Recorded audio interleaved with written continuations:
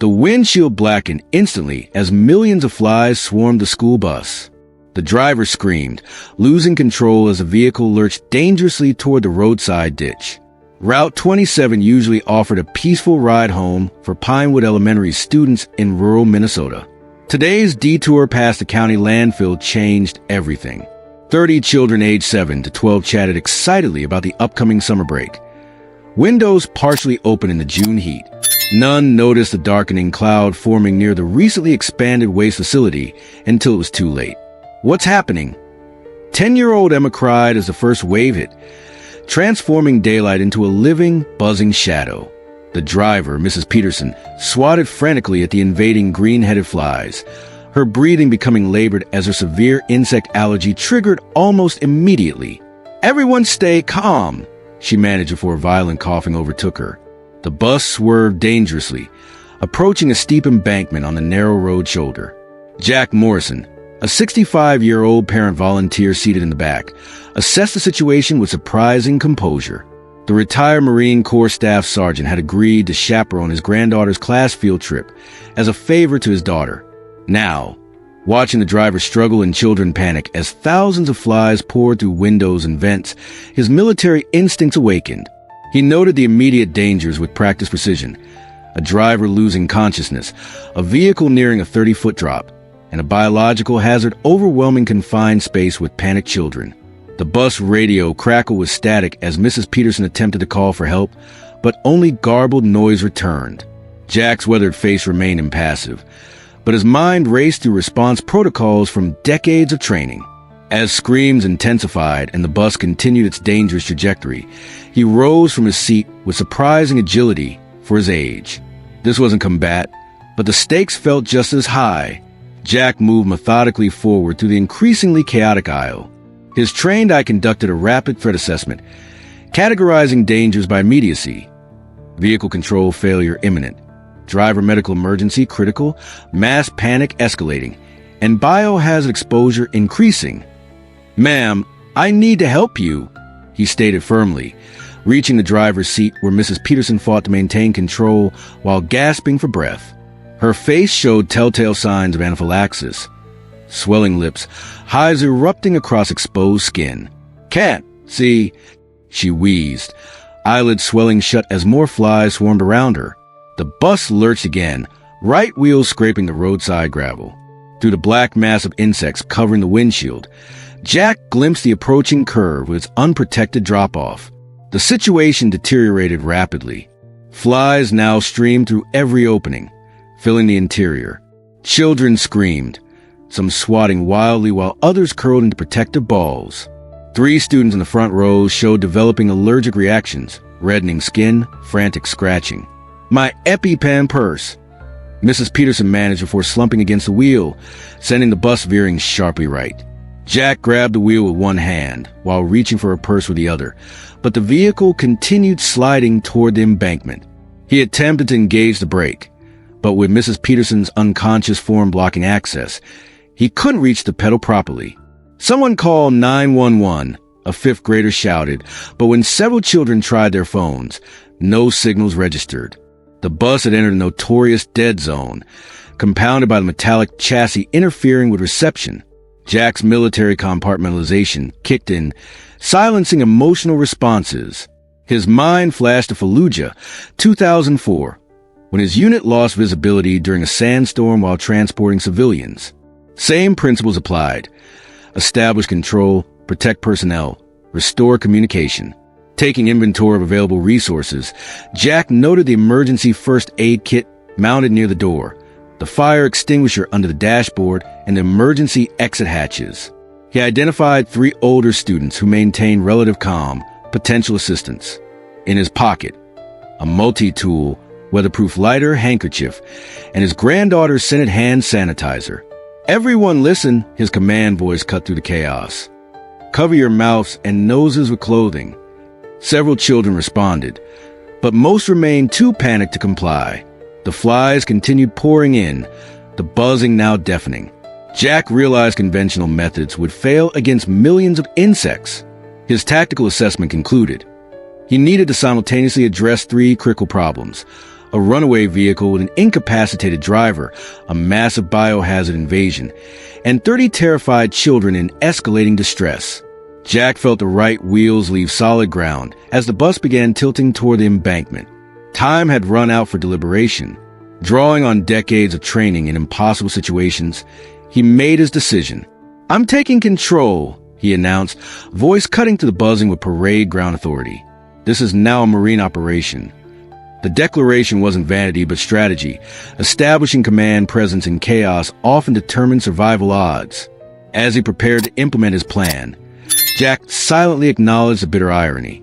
30 years in the Marines, including special operations in some of the world's deadliest environments, and now he faced one of his most complex rescue challenges on a school bus 5 miles from home. Jack's mind flashed to Djibouti, 2001, his unit trapped in a vehicle during a locust swarm. The parallel was imperfect, but offered tactical insight. "Restricted visibility extraction protocol," he murmured, the military terminology focusing his thoughts. You, and you." Jack pointed to 3 of the older children who showed composure. "You're now squad leaders. Front, middle, and rear sections. Get everyone to cover their faces with shirts or backpacks. Move." As they scrambled to comply, Jack executed a controlled slide toward the driver's seat. He administered Mrs. Peterson's EpiPen with practiced efficiency. Combat medicine applied to civilian emergency. "Breathe, ma'am. Help's coming." He positioned her slumped form away from controls while maintaining pressure on the wheel, preventing the bus from fully leaving the roadway. The vehicle teetered precariously, half on solid ground, half suspended over the embankment. Conventional driving was impossible. The windshield and mirrors were completely obscured by the writhing mass of flies. Jack recalled his special operations training in sensory-deprived vehicle operation. "I need to feel the road," he explained to a wide-eyed boy nearby. Like reading Braille, but with the whole vehicle. Jack took command of the driver's seat, adjusting by feel rather than sight, using minute vibrations through the steering column and the subtle shifts in cabin angle. He began the delicate process of edging the bus back onto solid ground. "When I count 3, everyone close your eyes tight and hold your breath," he ordered, reaching for the fire extinguisher. 1, 2, 3. He discharged a short blast from the extinguisher, not to fight fire, but to create a momentary cloud of chemicals that disoriented the flies nearest the driver's area. In the brief clarity, he executed a precise steering correction and feathered the brake, gradually bringing the teetering vehicle back onto the roadway. Working methodically despite the chaos, Jack scanned for improvised resources. The bus safety kit yielded emergency reflectors containing magnesium flares. His military innovation training activated. "I need 2 volunteers with steady hands," he called out. His granddaughter Emily and her friend stepped forward despite their fear. "Good. Military-style assembly line. When I unwrap these, you'll hold them exactly like this." Using his multi-tool, Jack modified the emergency flares into controlled smoke sources, explaining as he worked. "Field expedient insect repellent. The Marines taught me to adapt civilian items for survival." He assigned the older students specific roles using clear military-style instructions. "Rear guard, close all windows in your sector. Forward team, prepare emergency exits. Center team, create clean zone using jackets as screens." The children responded to his authoritative commands, finding purpose calming their fear. Jack's leadership techniques, developed for coordinating Marines under fire, proved remarkably effective with panicked elementary students. Using the bus's ventilation system and his modified flares, Jack created a rudimentary smoke circulatory method. "Controlled environment response," he explained to an attentive 5th grader. "We're establishing a pressure differential that will push insects out rather than in." The smoke from the controlled flares contained compounds that repelled rather than killed the flies. Jack positioned these devices strategically, creating safe corridors within the bus while gradually clearing the driver's area. With improved visibility near the controls, Jack employed technical driving skills from his special operations training. Using measured pressure on the accelerator and minute steering adjustments, he navigated blind through feel and sound, listening for tire surface changes that indicated lane position. In Fallujah, we sometimes drove through sandstorms using nothing but touch and hearing, he told a wide-eyed boy who became his impromptu co-pilot. "The secret is to let the vehicle talk to you." The bus inched forward through the fly swarm, Jack making constant mini-corrections while simultaneously directing the ongoing interior defense. He took a calculated risk to open his window momentarily, using the rushing air physics to draw flies from the interior to the outside, a technique he'd once used to clear smoke from a compromised transport. Through disciplined application of military protocols adapted for civilian crisis, Jack transformed a scene of chaotic terror into a structured emergency response. The children, now organized into functional teams with clear tasks, showed remarkable resilience as they executed his instructions with growing confidence. "That's it," Jack encouraged as his makeshift ventilation system began showing results. Marines never surrender ground. Not to enemies, not to nature, not to flies. The decisive moment came 20 minutes into the crisis. Despite Jack's improvised countermeasures, thousands of flies still filled the bus interior. Mrs. Peterson had stabilized thanks to the EpiPen, but remained semi-conscious. The vehicle crawled forward at 15 miles per hour through the seemingly endless swarm, Jack driving almost entirely by feel. "We need to create a final push to clear these insects," he announced, formulating his endgame strategy. The modified flares were losing potency, and several children with allergies showed worsening symptoms despite using shirts as makeshift masks. Jack made a critical decision, removing his outer shirt. "This is a Marine Corps extraction technique," he stated with calm authority. Combining his shirt with the bus first aid kit's alcohol wipes and his granddaughter's scented hand sanitizer, he fashioned a potent repellent-soaked flag on a ruler. "When I wave this near the emergency roof hatch, the compounds will create a concentrated repellent zone," he explained to his impromptu student assistants. "Simultaneously, we'll create positive pressure by opening the rear emergency door for exactly 3 seconds." The precision timing required was something he learned during hostage extraction operations, creating momentary environmental advantages for tactical movement. "On my mark," Jack commanded, positioning himself beneath the roof hatch. 3, 2, 1, execute. In perfect coordination, the rear door opened briefly, while Jack pushed the repellent-soaked shirt to the partially open roof hatch, waving it in a specific pattern that created maximum dispersal. The physics worked exactly as he predicted. The pressure differential created a powerful vortex that sucked thousands of flies upward and outward in a spectacular black funnel. Children gasped as the bus interior cleared dramatically within seconds. Jack continued driving by feel, his entire focus on maintaining vehicle control while executing the insect extraction. Sweat poured down his face as numerous flies bit his exposed skin, but he never flinched, showing the pain tolerance that had become second nature during his military career. "Second phase," Jack called, never pausing. "Forward team, prepare sanitizing stations using water bottles and tissues. Medical team, check all students for severe reactions." Through the partially cleared windshield, Jack spotted salvation, a tunnel underpass ahead that would provide temporary shelter from the fly swarm. Using every ounce of his special operations driving training, he guided the bus into the concrete sanctuary with inches to spare on either side. Secure position achieved, he announced, finally setting the brake. The children, who minutes earlier had been in uncontrolled panic, now responded with disciplined efficiency to his instructions, helping each other and maintaining the order he'd established.